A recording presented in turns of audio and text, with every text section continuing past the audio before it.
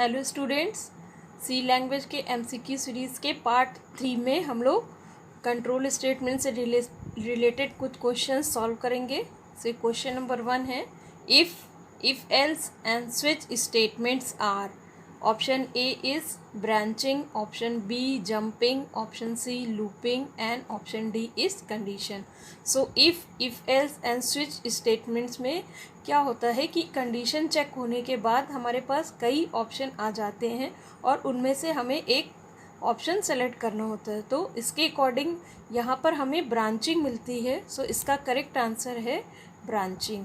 तो I hope कि आपको ये कॉन्सेप्ट क्लियर हो गया होगा कि ब्रांचिंग में जो है हमें कई ऑप्शन मिलेंगे और हमें कोई एक आंसर सेलेक्ट करना होगा।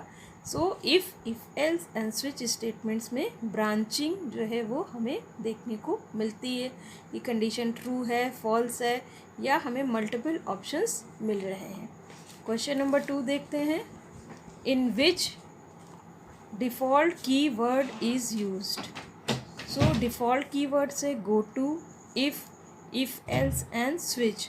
सो की 20 जो कीवर्ड्स हैं ये आप जानते हैं कि इनके कुछ अपने स्पेसिफिक मीनिंग होते हैं, और जो डिफ़ॉल्ट वर्ड है वो हमें स्विच स्टेटमेंट में देखने को मिलता है, क्योंकि स्विच स्टेटमेंट में हमें अगर जो केस है वो मैच नहीं कर रहा है तो हम डिफ़ॉल्ट ऑप्शन चूज़ करेंगे। सो इस क्वेश्चन का आंसर जो है वो होगा D option, switch statement. Okay, so now question number 3 हम अब देखते हैं, विच of the following is not a loop statement. इनमें से कौन सा एक स्टेटमेंट है जिसमें लूपिंग पॉसिबल नहीं है। सो लूपिंग क्या होती है, एक किसी भी स्टेटमेंट के अकॉर्डिंग हमें कंडीशन जो मिली होती है उसके अकॉर्डिंग हमें सर्टेन टाइम, फिक्स टाइम तक उस कंडीशन को फॉलो करते हुए लूप चलाना होता है। सो यहाँ पर ऑप्शन हमारे जो दिए हैं, option A if, option B do while, option C while and option D for loop. So इसके according do while, while and for, इन सभी में हमें कंडीशंस दी होती हैं और उन सर्टेन कंडीशन तक हमें अपने लूप को फॉलो करना होता है, यानी सेट ऑफ इंस्ट्रक्शंस उतने टाइम रिपीट होते हैं। बट इफ़ एक ऐसा स्टेटमेंट है जिसमें लूपिंग पॉसिबल नहीं है, यहाँ पर हमें कंडीशन चेक करने के बाद ब्रांचिंग मिलेगी। इट मीन्स कि either the condition is true और फॉल्स, उसके अकॉर्डिंग हमें स्टेटमेंट चूज़ करना है।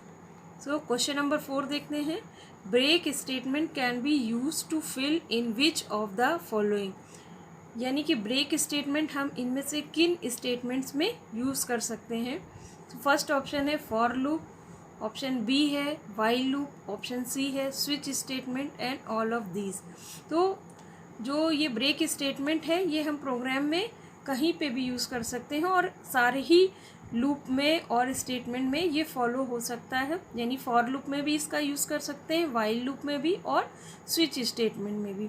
तो इसके अकॉर्डिंग ऑप्शन डी आपका करेक्ट ऑप्शन है।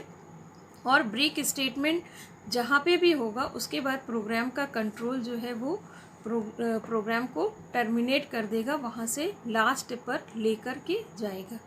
सो नेक्स्ट क्वेश्चन देखते हैं, question number 5, which of the following process और loop is highest for running numbers till a certain number of digits. यानी इनमें कौन सा ऐसा क्वेश्चन नंबर होगा जो सर्टेन डिजिट तक पूरा फॉलो होगा।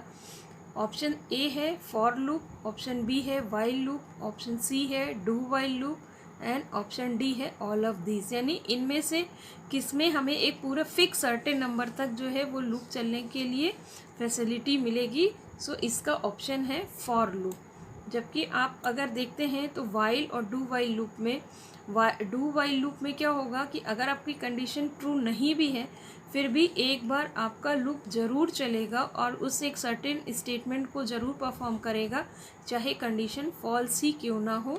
जबकि वाइल लूप में आपकी कंडीशन ट्रू होने पर ही चलेगा। मगर फॉर लूप एक आइडियल लूप है जिसमें आपको सारी ही चीज़ें एक ब्रैकेट में देनी है, यानी यहीं इनिशियलाइज करना है, यहाँ पे कंडीशन देनी है और यहीं पर आपका इंक्रीमेंट और डिक्रीमेंट यानी काउंटर भी आपको यहीं पर यूज़ करने की फैसिलिटी मिलेगी। नेक्स्ट क्वेश्चन देखते हैं, question number 6, which of the following is equivalent to i plus plus statement. So i plus plus क्या है, इंक्रीमेंट स्टेटमेंट है, और इसी तरह से अगर हमने आई माइनस माइनस यूज़ किया है तो ये एक डिक्रीमेंट स्टेटमेंट है। सो आई प्लस प्लस स्टेटमेंट इनमें से किसके इक्विवेलेंट है, इसके लिए ऑप्शन दिए गए हैं। Option A equal I plus I, option B है I plus one, option C है I equal I minus I, and option D I minus minus I. So इसके अकॉर्डिंग अगर स्टेटमेंट में हमें आई प्लस प्लस दिया है, इट मीन्स कि आई में वैल्यू 1 ऐड हो रही है, और इसके अकॉर्डिंग यहाँ पर ऑप्शन बी दिया है जो हमें मार्क करना है। इसके अकॉर्डिंग यानी आई अगर जो भी वैल्यू है उसमें एक ऐड हो जानी है वैल्यू। सो इफ़ आई 0 है तो नेक्स्ट वैल्यू आई में 1 ऐड हो जाएगा, और यहाँ पर अब आई की जो करंट वैल्यू है वो 1 हो जाएगी। और इसी तरीके से आई की अगर कोई भी करंट वैल्यू यहाँ पर दी है और आई माइनस माइनस है तो इट मीन्स कि वहाँ पर आई की एक वैल्यू माइनस होनी है। नेक्स्ट क्वेश्चन देखते हैं, question number 7। Example of unconditional branching statement is. It means कि अनकंडीशनल स्टेटमेंट इनमें से कौन है। इफ़ एल्स ऑप्शन ए है, ऑप्शन बी है गो टू, ऑप्शन सी है स्विच, एंड ऑप्शन डी है नन ऑफ दीज। यानी कि इनमें से हम किस में कंट्रोल को अनकंडीशनली कहीं भी ट्रांसफ़र कर सकते हैं।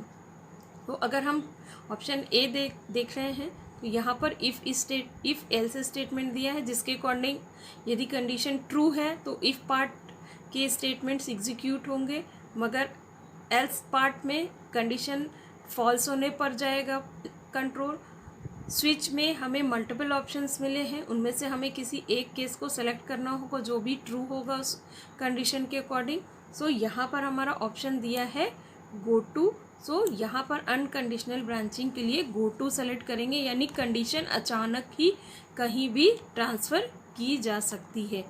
क्वेश्चन नंबर 8 है, from where the compilation of program starts.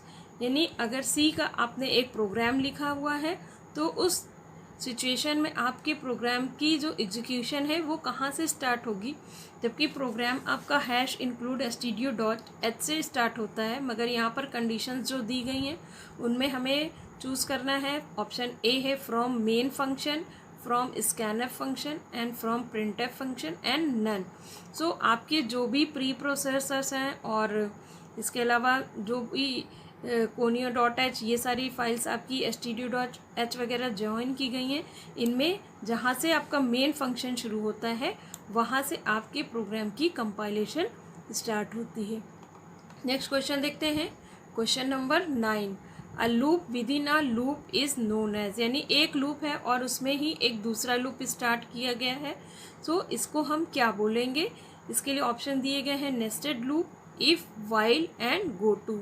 So loop within a loop, इसको हम बोलेंगे नेस्टेड लूप, यानी लूप की नेस्टिंग है और इस तरह की कंडीशन को बोलते हैं नेस्टेड लूप।